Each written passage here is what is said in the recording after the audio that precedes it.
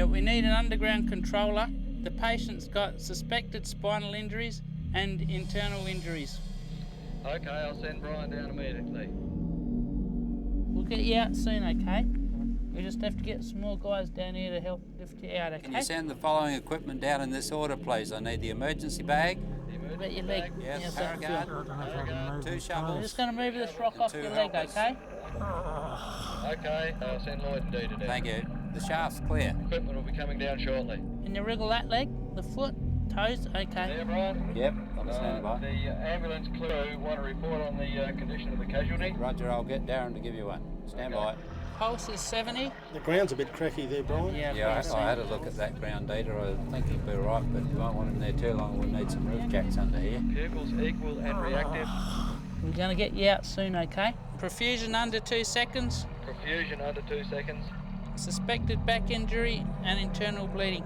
Suspected back injury and internal bleeding. Okay, Data, we'll get the Paragard up here now. Get ready to lift him on with the blanket. Okay, we're just going to move his head gently. We're just going to put this collar on your Rex. Just keep your head nice and still when we move you, okay? Don't want any more spinal damage.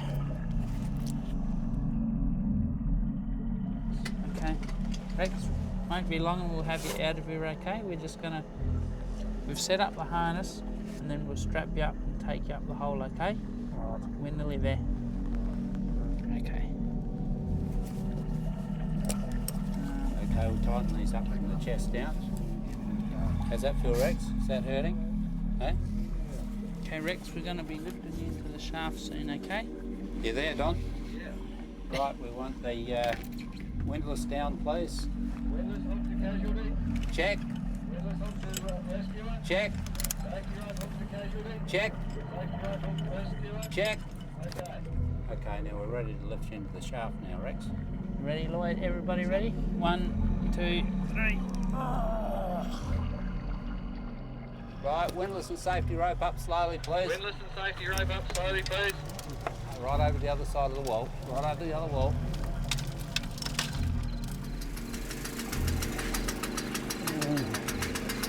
Stop. Get Darren off now. Down a bit more. Get out of there now. You enjoy that, did you? Don't you go, fun, was it?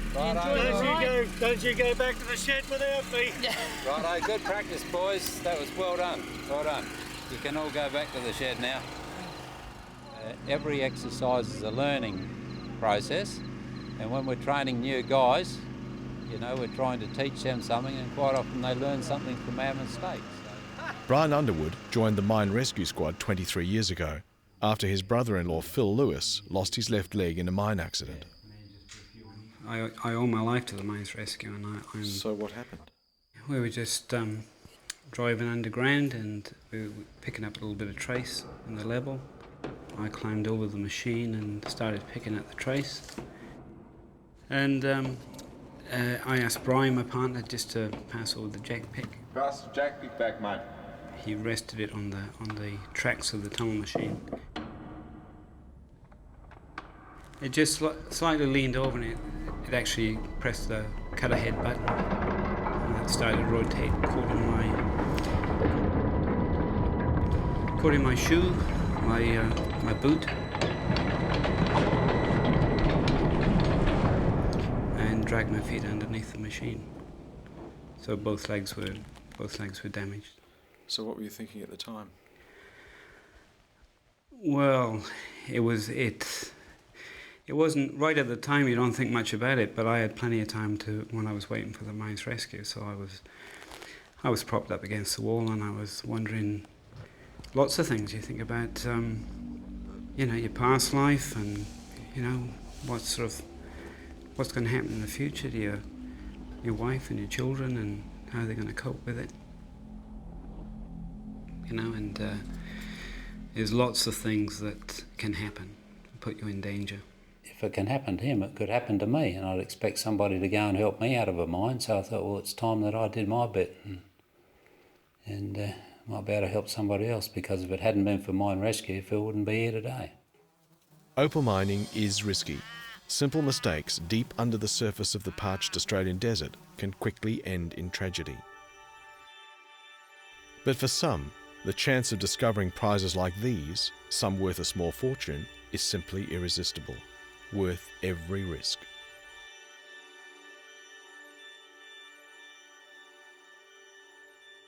And the thousands of mullock heaps that cover the landscape for miles around remain desolate monuments to those who then became possessed by the stone, to those with opal fever. As stories of the wealth to be found on the opal fields spread, people of 43 different nationalities were attracted here, hoping for the chance to pick up a quick buck before moving on. Some ended up staying a lifetime. Γεια σου Θείο. Γεια σου, Λία. How are you? Τα καλά, good. Γεια σου Θείο, how are you doing? Θα κολλήσουμε τα δόντια. I'm 23 years old at the moment and had an opportunity to join my grandfather. He found a little bit of money. I wasn't really doing much in Adelaide, so I thought, you know, why not? Give it a shot. I like being spontaneous and I'm glad I came up here. There aren't many young miners on the opal fields these days. Ilya is one of a new breed, ready to try his luck and bust his guts to make his fortune, learning the ropes from the old-timers like his grandfather's friend Georgie, who has been sweating it out on the opal fields since the early 60s. Ilya is he's young, but the brain is more than 50. He's learning a lot. He knows more than me now, for sure. Ilya. Yes. Yeah. Ilya is a good miner, don't worry. He learns very quick. That's why I keep him with me. Otherwise, I kick him out, isn't it, Ilya? We're going to do very successful together. For sure. Yeah, I don't know when you get the money what you're going to do, but doesn't matter. We'll find out then. Yeah, then you business.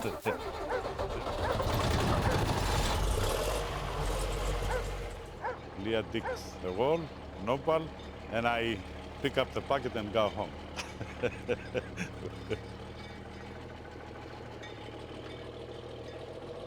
When I first come here, 1965, I seen a people just on this field here where we are now. They're selling 98,000 pound opal. I count myself and I say, with 13 pounds and 13 shillings, how long I'm gonna work to make 98,000 pound? Probably 2 lives. So that's what I'm here for. And then I come to Kupapiti. Now, if you ask me if I do find this 98,000 pounds, I'm not gonna tell you because maybe you find more, maybe you find less. That's the reason we come to Kupapiti. Everybody, I think, looking for money, living, or whatever. But the opal is beautiful too. The opal fields buzz with stories of priceless pockets of dazzling opal. But tragically, there are just as many stories of the dangers that lurk below, and of miners being buried alive as they desperately chase their dreams. I've heard a lot of stories and yeah, sure, you never know, things could happen. I think that comes with the territory, that's mining. We actually just had one about a week ago that really frightened all of us downstairs. I was working with George and Gardassi downstairs and Gardassi and I were behind the tunnel machine just attaching a new pipe, and maybe about 5 seconds we left that area there and half the wall just actually collapsed right in that same spot that we were previously sitting and setting up the pipes at. Our miners had a lucky escape this time, but for one of them, luck is soon to run out. I just believe that basically if it's your time, there's nothing you're going to be able to do to stop it, so hopefully there's some guardian angel looking after me.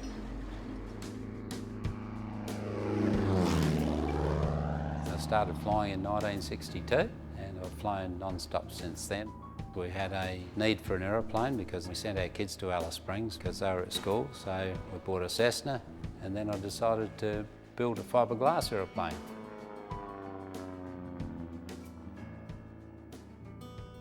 The flat desert floor on the outskirts of Kupapiti makes a perfect landing strip for Brian's plane, and this particular piece of desert floor is perfectly located, just in front of his dugout, virtually at the end of his driveway.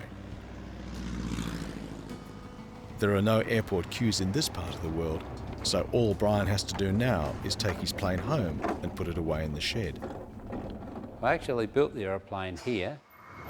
I've got an underground workshop which gave me a very good temperature control for building with fiberglass resins. And it took me 6 years from the day I started it to the day I finished.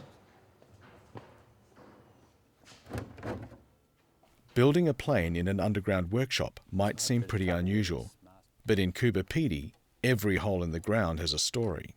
Yeah, no, we've had some strange rescues over the years. We've been called to rescue people, murder victims, animals. But this one night, the police got a call to say that some people had heard a voice calling from a shaft on Ryan's Field, on Ryan's Hill. That was about 10 o'clock at night, so we got a rescue crew together and we went to Ryan's Hill. We set all the gear up. We sent a rescuer down to find this girl. When he got to the bottom, he said, sang out up the shaft, he said, there's been nobody here. He said, for years, he said, it's full of spider webs. There's nothing happening. So we went to the group of people that had heard the voice and we said, there's nobody there. There's been nobody down there for years. And they said, no, it's only the spirit that's calling out, not the person. So we thought now we're rescuing spirits as well. So that was the spirit rescue we had, yeah. So. Brian speaking, go ahead. What sort of emergency have you got out there? Brian's received a report of an accident and the mine rescue squad are soon on their way. I think the worst thing that can happen in any rescue situation is that you go out and find it's somebody you know. That puts a lot of pressure on you. It's something we hope won't happen, but we know everybody on the field, so we know it's going to eventually. This is VY base to all mobiles. Enter through gate 9. And all the way you're thinking, you know, hope it's not serious. Hope nobody's going to die, you know. And sadly enough, about 50% of our accidents are fatalities, but you're always hoping that you'll be able to pull it off and save someone's life. Mine rescue vehicle to VY base, receiving, over. VY base receiving, go ahead. Yeah, Joan, have we got an update on the injuries? Do we know whether casualties above or below ground? Over. Casualty is underground. Possible head injuries, over. And just as Brian predicted, it's someone they know, Ilya. He somehow managed to climb to the surface while his grandfather went for help. It's not quite clear what happened yet, but given the massive hole in his helmet, Ilya is lucky to be alive.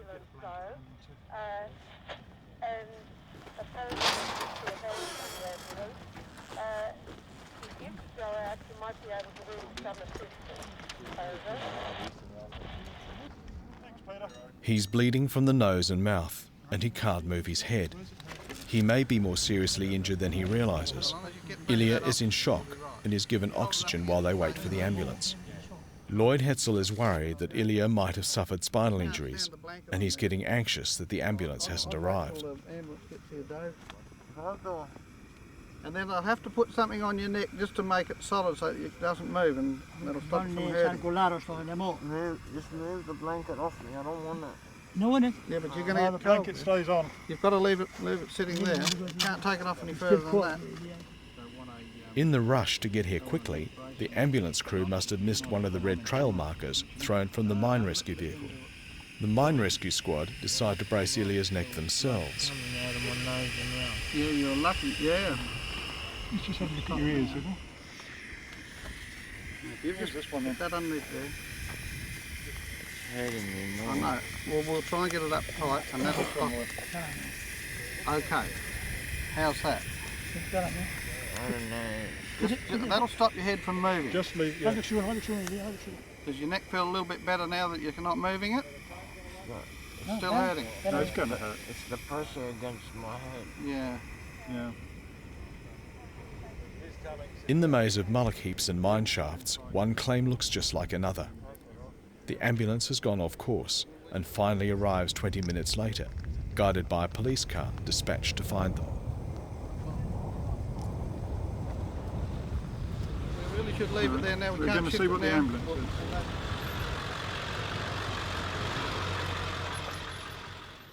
Like the mine rescue squad, the ambulance service is staffed by volunteers from the Coober Pedy community. Many have specialist mining experience as well.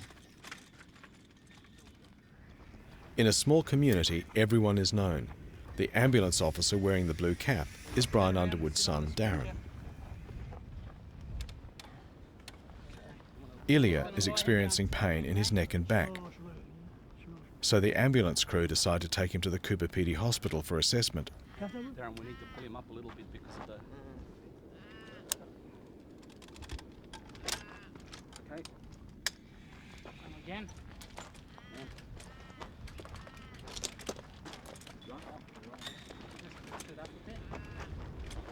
Just lift you in there so it's sort of not so... Ilya is now in severe pain, and the rough terrain makes transporting him difficult.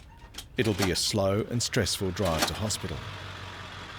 The hospital in Cooper Pedy has stabilised him, but they have limited resources, so Ilya is to be sent 900 kilometres south to the Royal Adelaide Hospital, where his injuries can be better assessed. Another 6 hours will pass before the Royal Flying Doctor is available to pick Ilya up, but it's worth the wait. The plane will save him an agonising trip by road. Stabilised and immobilised to prevent further injury, Ilya waits to be loaded into the plane.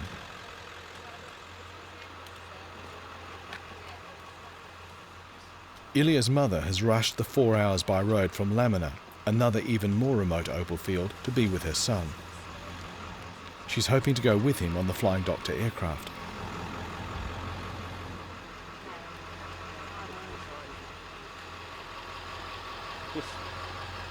All the seats are all taken up. If they have a situation on the plane, I'll need every little bit of room they got. Okay? Your boy will be fine. Okay? I'm very sorry.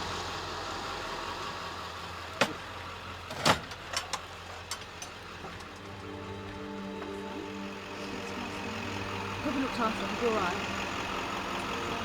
Sorry. I was hoping to go down with him, because if I knew I would have gone earlier, I would have left in the afternoon. Ilya's mother will now have to drive through the night, a 10-hour journey, before she'll see him again and find out the full extent of his injuries.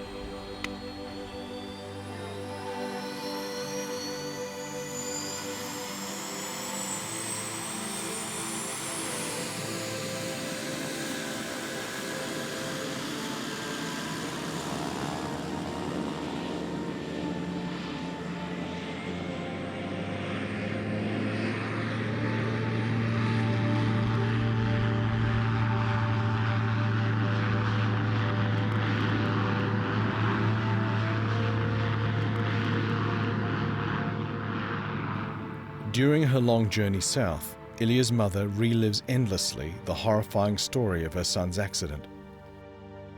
He was helping his grandfather 30 metres underground. As he headed for the surface to get more explosives, he thought he heard a sound. But he couldn't quite make out what it was. The noise of the blower that sucks dirt and dust to the surface was far too loud. Suddenly, a huge rock became dislodged from the sides of the shaft above.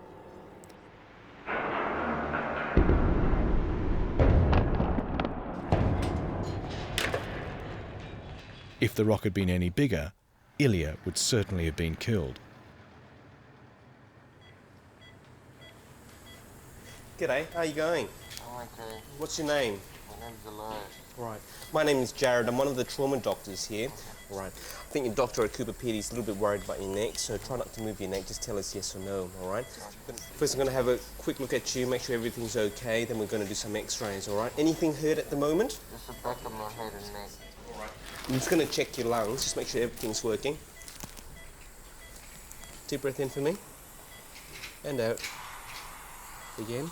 Just going to take some blood from your arm here, okay? I'm Matt. Yeah. Okay, no. All right. Just going to be pressing on your chest. You tell me if that's sore. Is that sore here? No. All right. I'm going to push in the centre. Is that sore here? No. All right. Not sore on your back? No. Okay, that's good. Just going to examine your tummy. Is that sore there? No. Okay. G'day, Elias. I'm Dr. Griggs. I'm one of the other trauma doctors, along with Dr. Coe. We're just sort of sorting out what's going on with you. He's just telling me a bit about what's happening. Okay. All right, you obviously took a big blow on your helmet there. Yes. How are you feeling at the moment? Just a bit sore in the head. Bit sore in the head, okay. All right. And what are you up to, Joe? Where are we up to in the... I've done the primary survey. It's probably just time for radiology. What I haven't done now is just to complete the log, do a log roll and just examine his back. All right. We're going to do a few x-rays of you. We need to examine your back, roll you onto your side and examine your back, get some x-rays of your neck and make sure everything's okay. Doctor, can you please remove the neck collar? Yeah, I know the collar's uncomfortable. We need to leave the collar on though, because it's protecting your neck at the moment. We'll get it off as soon as we can, but if you can keep the collar on for the time being, once we've got the x-rays, if everything's okay, we'll take the collar off then, Okay. all right? Yeah. In Elias's case, we're concerned that he was knocked unconscious for a while and we're concerned that he has pain in his neck.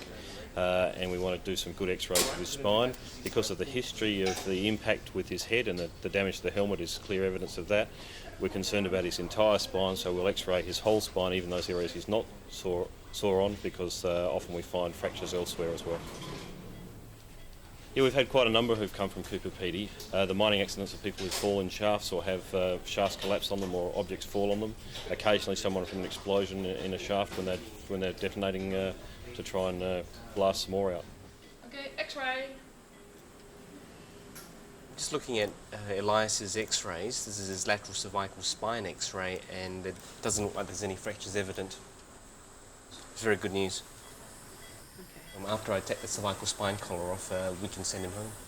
Elias got some very good news for you. We've done the cervical spine x-rays and they don't show any fractures. Just keep your head still for the moment. Turn your head to your left, turn your head to your right. Can you lift your head off the bed for me? Yep. Does it hurt? No, it's okay. Cool. Yes, it's been, Just over a week later, and Ilya is back in Cooper Pedy with his friends. I feel lucky to be alive and life is good.